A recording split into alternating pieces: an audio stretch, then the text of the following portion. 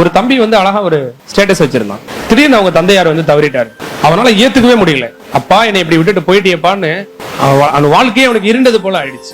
அவன் ஸ்டேட்டஸ்ல ஃபுல்லாமே அவனுடைய தந்தையை பத்தியே தான் ஸ்டேட்டஸ் வச்சுட்டு இருப்பான். அந்த அளவுக்கு அவன் ரொம்ப மிஸ் பண்றான். இருக்கும்போது அப்பாவோட அருமை தெரியல, இப்ப அப்பாவோட அருமை தான் அவனுக்கு பெருசா தெரியுது. அவர் என்னெல்லாம் செஞ்சாருன்னு இப்பதான் அவன் மனசுல ஓடிக்கிட்டே இருக்கு. அப்பா ஒரு வார்த்தை ஸ்டேட்டஸ்ல வச்சிருந்தான், அப்பா எப்படி இந்த உலகத்துல வாழணும்னு எனக்கு எதையுமே சொல்லி கொடுக்காம என்னை விட்டுட்டு போயிட்டியப்பா அப்படின்னு போட்டுட்டு அடுத்த ஒரு வார்த்தை, அப்படிதான்ப்பா நான் நினைச்சிட்டு இருந்தேன், எனக்கு எதுவுமே சொல்லி கொடுக்காம போயிட்டேன்னு.